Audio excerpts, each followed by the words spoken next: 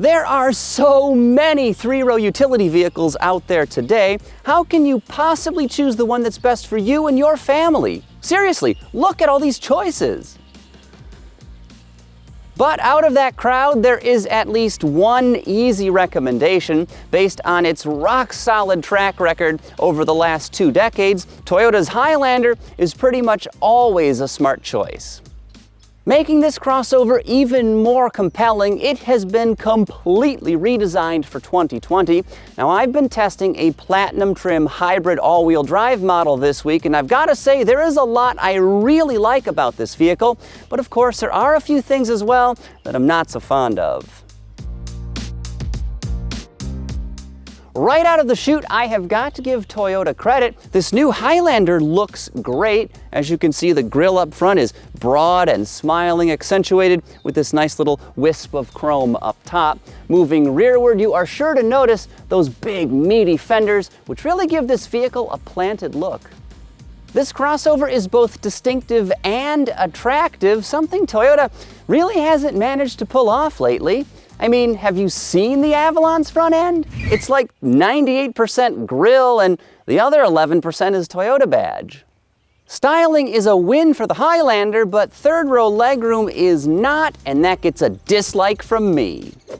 Now, I understand almost no vehicles in this class will comfortably accommodate adult passengers in their rearmost seats for any length of time. This is pretty much a kids-only zone. But this Toyota's third row legroom is about the smallest of all of its major competitors. Looking at the numbers, it offers nearly 6 less inches of legroom back here than a Chevy Traverse, and that difference is huge. If that's not enough, this lower cushion is basically on the floor, which means my knees are up in the air, my head is jammed into the ceiling. Does this look comfortable to you?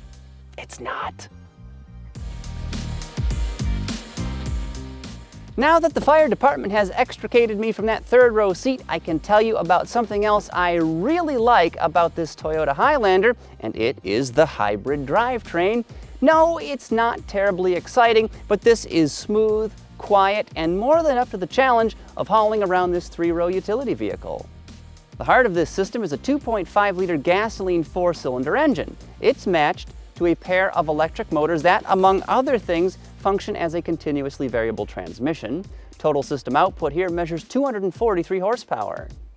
But what's far more impressive than that is the efficiency. Platinum trim models with all-wheel drive sticker at 35 miles per gallon city and 34 highway. Combined, they should return 35 mpg. Now, in pretty heavy-footed driving, I have had no trouble averaging better than 31 miles to a gallon, so if you take it a little bit easier, those EPA scores should be right in the ballpark for you. In comparison, a rear-drive Ford Explorer Hybrid is only rated at 27 miles per gallon city, 29 highway, and 28 combined. If you grab four-wheel drive, of course, those figures drop even further, which just makes this Toyota's efficiency scores all the more impressive. Next up, another dislike. I want to know who thought it was a good idea to put this vehicle's available wireless charging plate underneath the center armrest. I have coarse words for you, sir or madam. Not only is it too small to accommodate larger phones in cases, mine, for instance, will not sit on this plate flat. It also blocks access to what is a very deep and versatile center console. I have so many questions about this design decision. While I'm still sitting in the captain's seat, let's talk about this machine's beautiful interior, another element I like. Yes, the dashboard may be oddly asymmetrical, but the materials used and the overall versatility are both excellent. Now, there are acres of buttery soft leather in here, and if you're wondering, this color is actually called glazed caramel. It's rich looking, it feels great, and it should be exclusive to the range-topping Platinum model.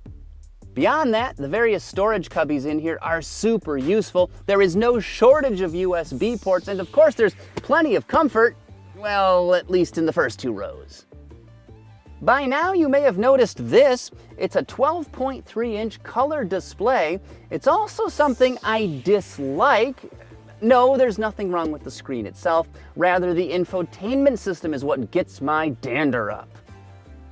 Toyota's multimedia offerings tend to have outdated user interfaces and complicated menus, and while this one isn't terrible, it's pretty much more of the same. It can be difficult to use, it's not very pretty, and then they've got a weird smattering of physical buttons immediately underneath the screen, and I don't understand this layout. At least Apple CarPlay and Android Auto are included, so you only have to use this for as long as it takes you to plug your phone in. So what, like a minute tops?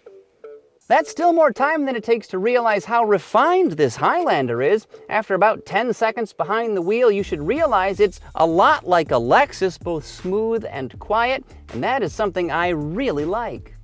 The ride quality is supple and the steering is light to the touch, but still quick enough to make the Highlander feel at least a little bit agile. Higher-end models do have laminated front window glass, which helps keep the outside world at bay and makes it easier to enjoy the available 11-speaker JBL sound system. Just tune that satellite radio to Kids Bop and rock out.